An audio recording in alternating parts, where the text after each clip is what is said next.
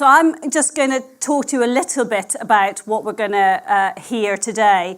Now, we're pretty much all agreed, I think, on the definition of effectiveness, that it is about producing a desired result. But actually, sometimes I think we've become a little bit confused about how we get there.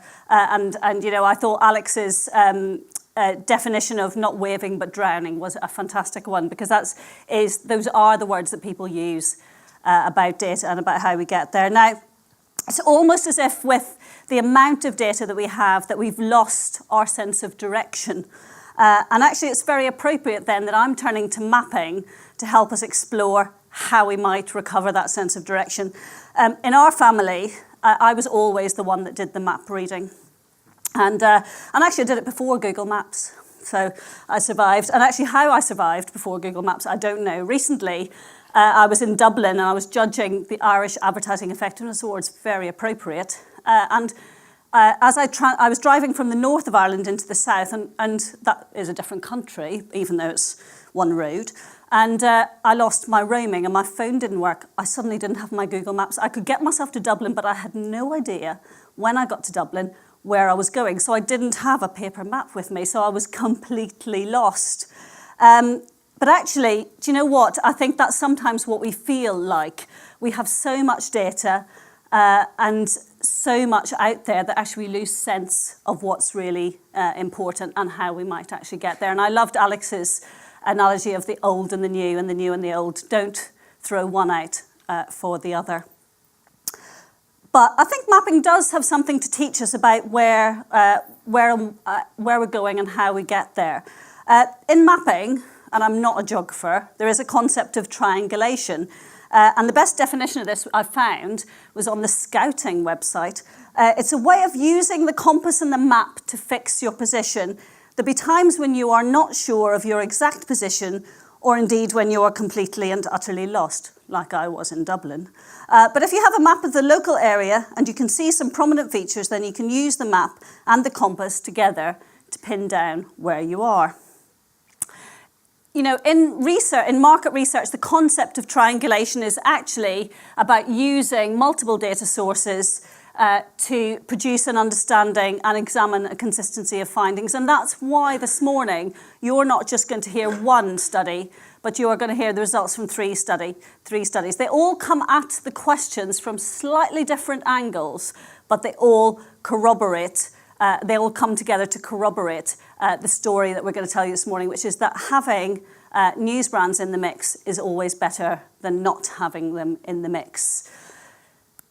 So we've got three studies. The first that you're going to hear from is the green triangle on the right, and that's from James Myring from BDRC Continental. And one of the questions, and this was actually even before I started at Newsworks about a year ago, one of the questions that we were asked was, we kind of know how the reach of different platforms, how different platforms work together to build reach, to build frequency, etc. But we don't know what that impact is. How do they work together? What combination of news brand platforms should I have?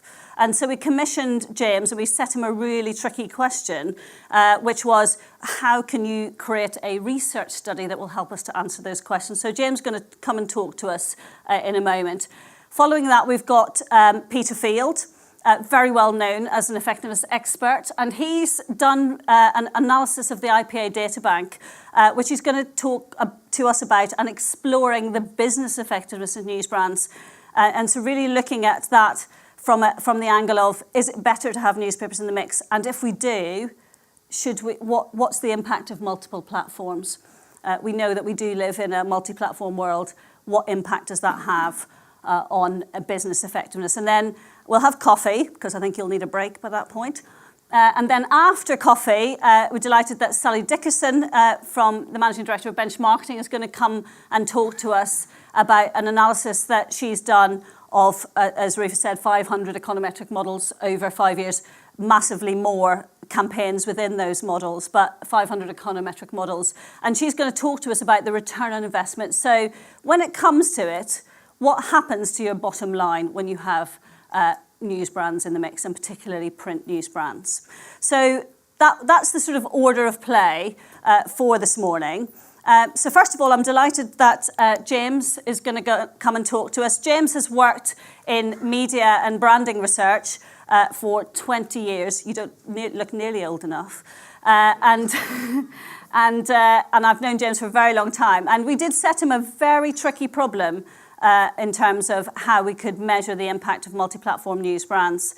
So James is going to come and talk to us, and in this instance we're looking at the impact on brand health. You know, when I said that effectiveness is about producing a desired result, one of those is about those brands and the health of those brands, and I thought Anna Hickey from Maxis said it very clearly in the video, which was that actually it's the long term and the brand health and the resilience of the brand. So our first study is going to look at the impact on brand health of multi-platform news brands.